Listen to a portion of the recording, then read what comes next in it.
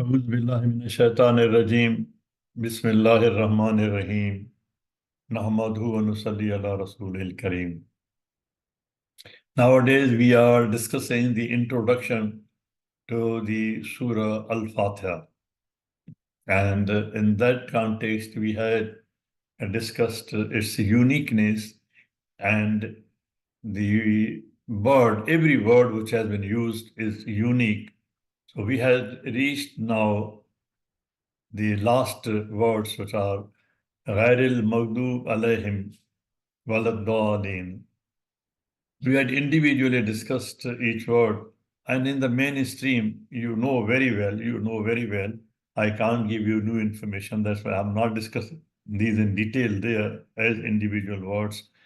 That usually, although it has a very wider meaning, that usually in the mainstream, it is interpreted that Maghdub alayhim pertains to the Jews and Dalin pertains to the Christians because they went astray, they went to the extreme in interpretation, in presenting the Prophet of God, Hazrat Isa alayhi salam, they went to the extreme. But here, the point which is appearing is that Allah subhanahu wa ta'ala has mentioned these both together, and they have been connected with wa. And so what is the nexus between the two historically? And it has been made part of Al-Fatiha. Al-Fatiha is the essence of Quran. History, sociology, whatever sciences have been taught there, Al-Fatiha is the crux of the whole of Quran. So what is the nexus? So in order not to limit it only to the Jews and the Christians, I have given some perspective of the Indian situation at that time and even now, the situation when Quran was revealed, in situation of the Indian subcontinent and the situation of the Magian Iranian Empire, the Judaic and Christian situation at that time. I have mentioned these things. I'll not go into these details. You already know these things. I'm trying to save time. Why I have just mentioned these, otherwise I could have mentioned Egyptian, I could have mentioned Mesopotamian and others also, but this is a very wider subject. It becomes a very wider subject when these two phrases have been brought together and connected with verb. But I'm not going into all those details. I'm just discussing one nexus. One nexus, what is a nexus, which they point out. And here I may submit very humbly that whatever I'm presenting before you, these are not my words. I'm not a philosopher, I'm not a historian, I don't know. I've simply collected, copied, and pasted with references. Anybody who wants to verify, wants to conduct more research, you can and come to your own conclusion.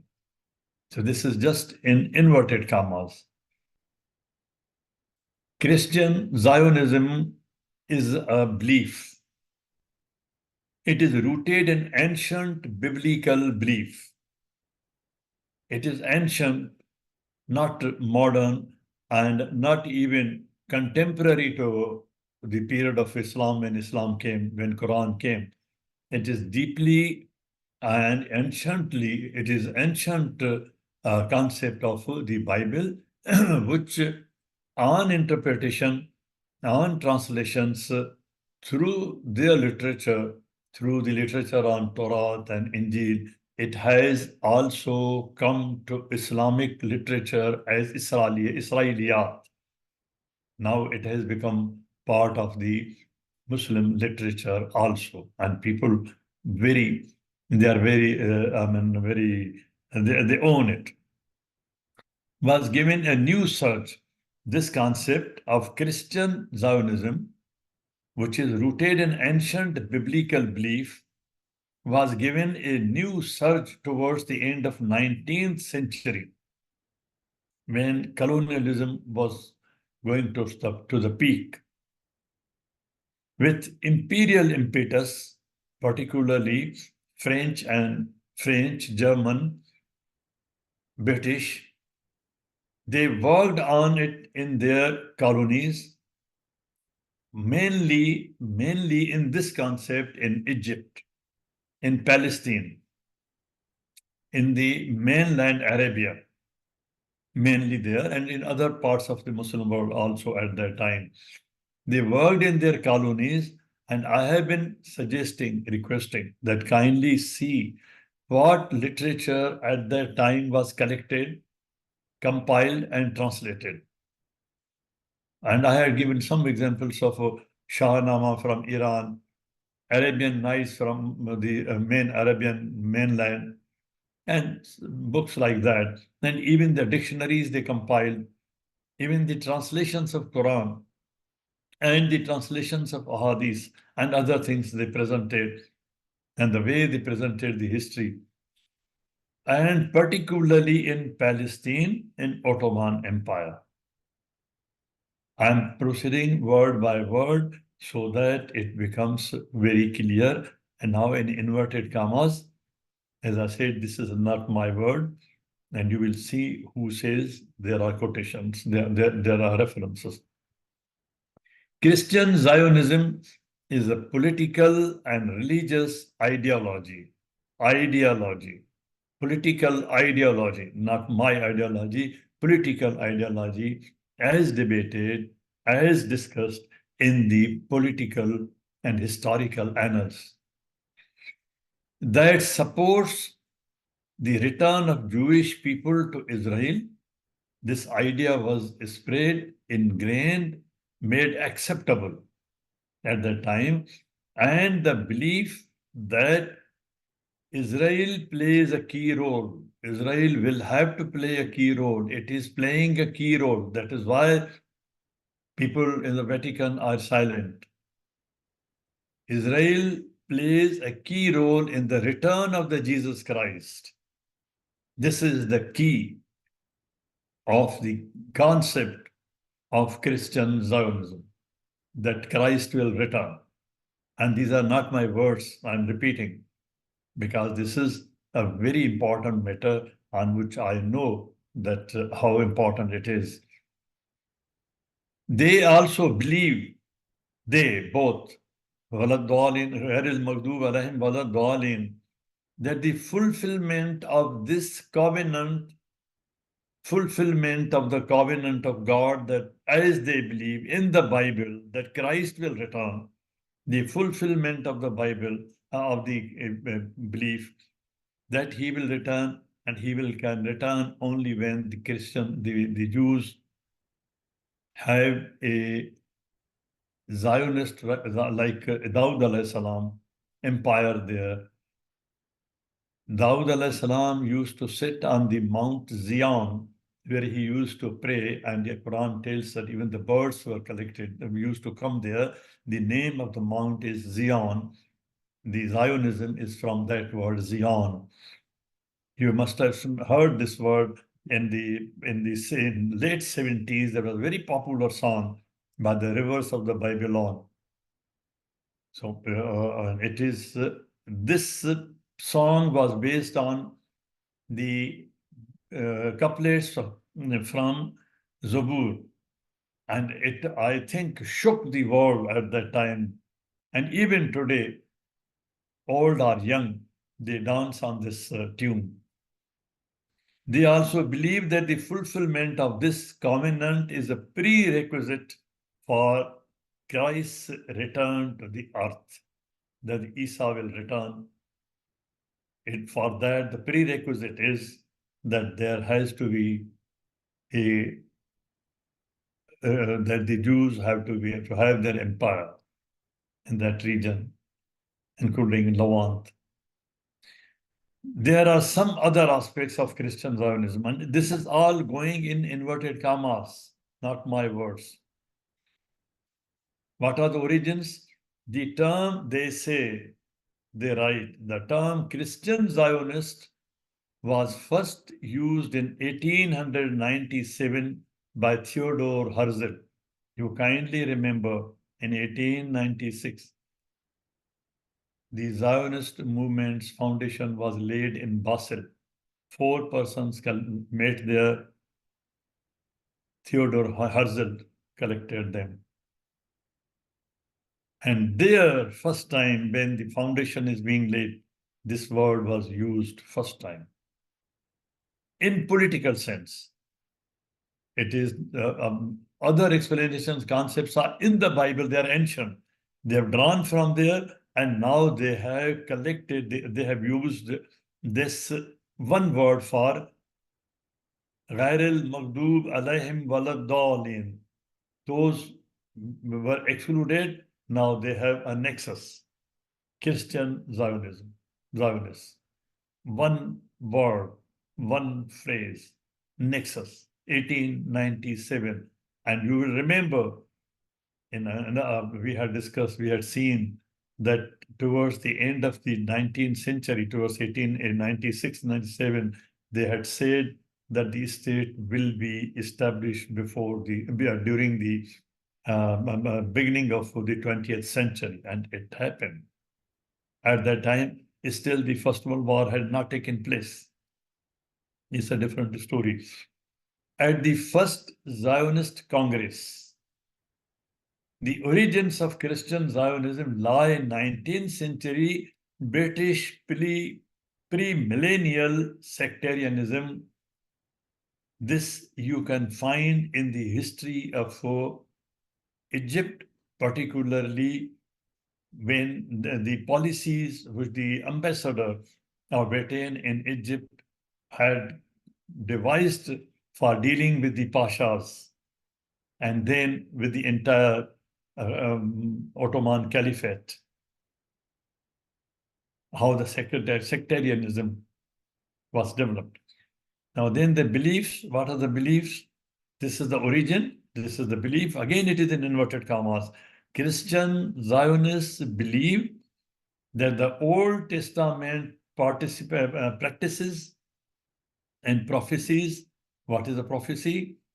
That they will return to their homeland and Christ will return after that, and then they will rule. Should be projected into the present day. They resolved that it should be now projected into the 19th century, into the literature around the world, in media today, as we say. They revere the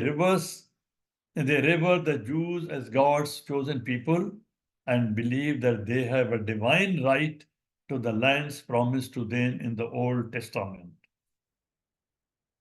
Now, what is this influence in the world? Christian Zionism has had a significant impact on attitudes towards the Palestinian-Israeli conflict at that time and continues.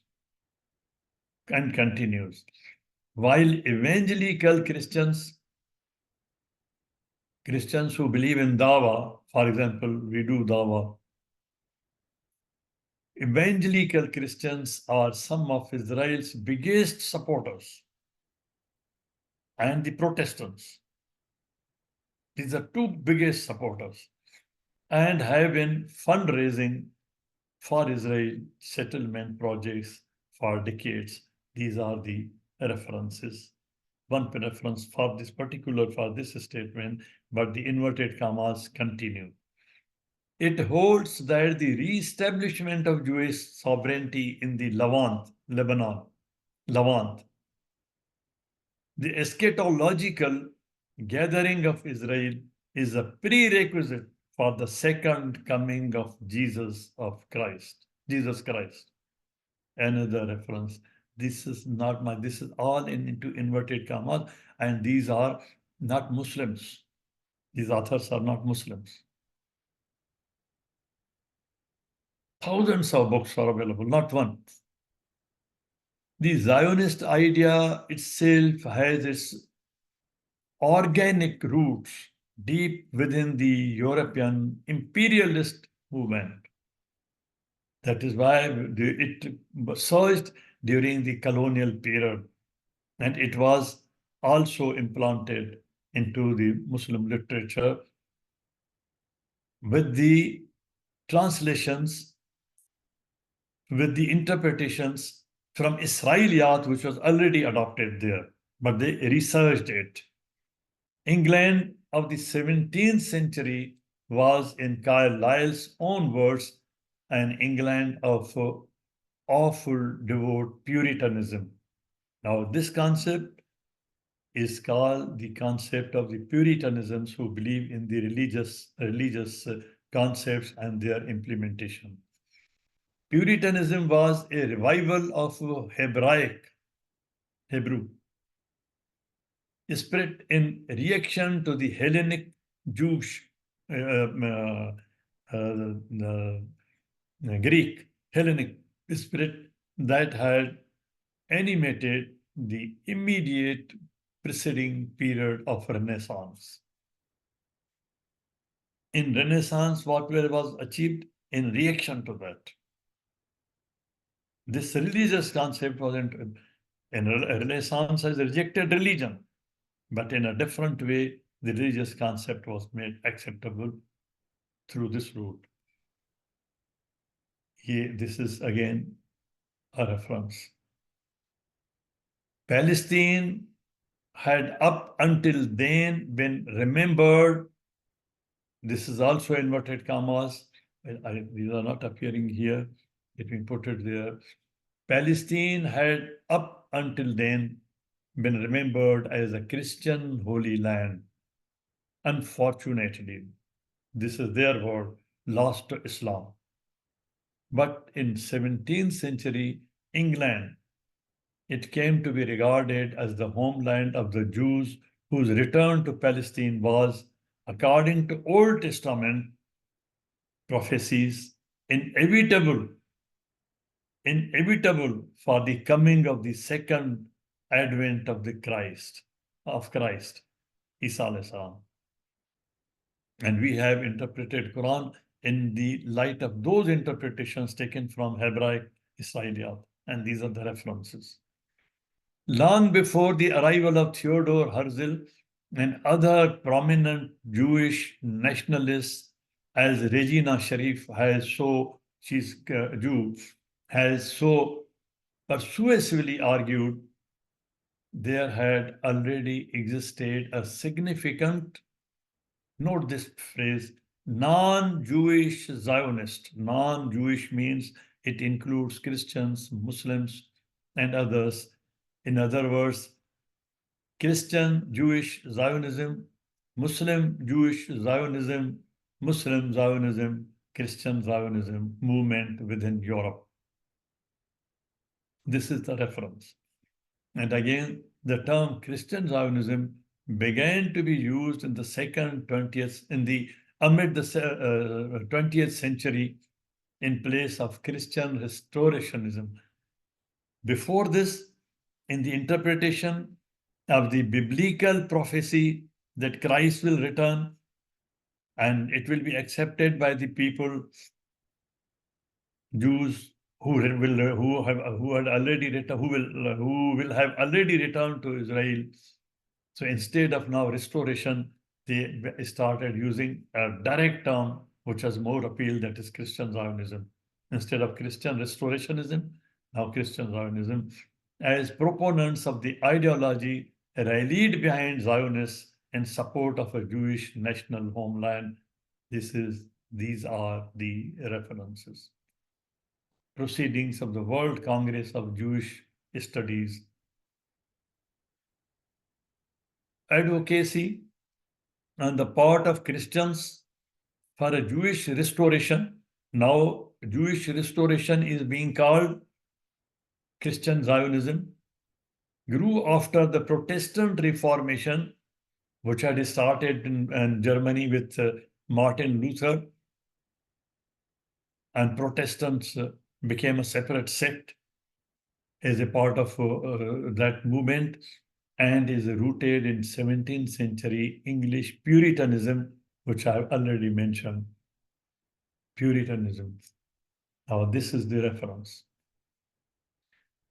Anita Shapira suggests that England's Zionist evangelical Protestants, now they combine together, those who are doing dawa, evangelicals, but now the Protestant evangelicals. The evangelical Protestants passed this notion on. They passed this notion on to Jewish circles around 1840, towards the end of 19th century. Here it is interesting to note, when a Zionist Congress was held by William Blackstone, he played the lead role there. He came to Palestine and he interacted with Herzl. That at that time, Herzl, the Zionist movement, they were looking for place, a separate homeland for Jews in America, in New York, on the Long Island. Some were suggesting some African countries, Kenya, for example. Some were suggesting other places, but he convinced Herzl that it has to be Palestine because it is linked with the idea that Christ has to return there, and that will give great impetus and strength to the movement. So therefore, Palestine has to be the place, no other place. To Jewish circles around the 1840, while Jewish nationalism in early 19th century was largely met with hostility from British Jews, all Jews never supported, and even today, these are the references. This for the Zionism. They are talking about Zionism. The tycoon William Blackstone, I mentioned just now, was inspired by the conference to publish the book Jesus is Coming, which took up the restorationist cause that he will return, Israeli homeland will be restored, Israel will be established, and Israel and Christ will rule there. On November 24, 25, 1890, Blackstone organized the conference on the past, present, and future of Israel at the First Methodist Episcopal Church in Chicago, where participants included leaders of so many. These are the details which then developed, rather strengthened. They gave a shape to the idea of resettlement of Jewish people in Palestine. This is where they resolved it. No other place. He sent to Herzl a copy of Bible, personal, outline, sideline, marked, highlighted with the specific biblical prophecies that Christ will return there. And these two things are linked together: the return of Jews and return of Christ. Blackstone began preaching, citing Acts. These are the references from the Bible. Ancient. And these are being revived. And these ancient references were already taken by the Muslims also from Israeliyat in their interpretations, in their tafasir. Now, these are the references. Before the proposal of Palestine, a Jewish homeland was proposed in several locations. For example, in New York, I already mentioned, I'm not going into details. It was on the Grand Island, New York, in the Niagara River, real Niagara River. British Uganda program in Uganda. They were working there, Kenya. And there were other places also. Jewish autonomous oblast in USSR, in Ukraine, in USSR along Amur River. It was part of the Stalin diplomacy policy also. in USSR. These are references. But ultimately, I told you, Blackstone, William Blackstone, convinced us, no, it has to be Palestine because Christ has written there. And before Christ, the Israelis have to return there. This is in the Bible. However, there were two supposed threats to the Soviet state. That is why this idea of a separate homeland for Jews in Russia was rejected. It was not, there were other issues connected with that. I'm not going to those details, why they rejected. Then the proposal in Crimea, Ukraine, even on the borders of China. These were the suggestions being discussed at that time, where they should be sent, because Europe wanted to get rid of them. They wanted to expel them. They wanted to send them to one corner of the world. And then this idea came up. In 1942, they started using the political word at the United Nations also, territorial solution to the Jewish question. And what was the territorial solution to the Jewish question? That they need a homeland. And then it was linked with the Ghair al-Maghdub alayhim walad Dhalin came together, Christian Zionism, and they found the land there. They pointed out the land there was abundant in favor of final settlement of Jews in Palestine. Just I'm running through this. This is all inverted commas. This is not, no word is from me, nothing from me. Ottoman Palestine. In the late 1800s, Jews tried to establish settlements in Ottoman Palestine, a movement known as Zionism. From this, the word started becoming popular from 1800s. And in late 1800s, 1897, it became formally to be used. Then it started appearing when British conquered, occupied rather, Egypt. And after that, they started using this. And when they conquered the lands of the Ottoman Caliphate, the British mandate, Malakat, as we have translated, and the same translation applies here. This is the revenge of history. British Palestine mandate. The poor young Yatama who were mandated, Malakat, they were mandated Palestine, British Palestine. This was divided between France and England. These are the references. Now with this, I think I have already taken today more time on this, about half an hour. I leave this because from tomorrow, next time, inshallah, I want to take up a fresh subject on another aspect of Al-Fatiha, that is the names and titles of Al-Fatiha. سبحان ربك رب العزة عما يصفون وسلام على المرسلين والحمد لله رب العالمين. اللهم صل وسلم وبارك على سيدنا محمد وعلى آله وصحبه. اللهم اهدنا فيمن هديت وعافنا فيمن عافيت وتولنا فيمن توليت وبارك اللهم لنا فيما أعطيت وقنا واصرف عنا شر ما قضيت. اللهم ادخلنا برحمتك في عبادك الصالحين. اللهم اخرجنا من ظلمات الجهل والوهم إلى نور العلم. اللهم علمنا ما ينفعنا وانفعنا بما علمتنا وزدنا علما. اللهم اجعلنا ممن يستمعون القول فيتبعون أحسنه. اللهم اكفنا بحلالك عن حرامك وبطاعتك عن معصيتك وفضلك عن من سواك. اللهم فضلك ورحمتك على كلمة الحق والدين. اللهم انصر الإسلام وعز المسلمين يا أكرم الأكرمين. Oh Allah, spread your mercy upon us, shower us with your blessings, increase our knowledge, grant us forgiveness, and reward us with the company of the prophets in the Firdaus al-A'la. Oh Allah, forgive our parents and all our friends and relatives who have passed away. Oh Allah, make their graves garden from heaven and grant them the Firdaus al-A'la. Oh Allah, we have many of our friends and relatives who are sick. We have brother Amin, our son Ma'raj, our daughter Aisha Wani, the brother Azman, Azam, grandson. Oh Allah, grant all of them full and speedy recovery. Oh Allah, we know that there is no cure but yours. Oh Allah, grant them a cure that leaves no ailment or injury.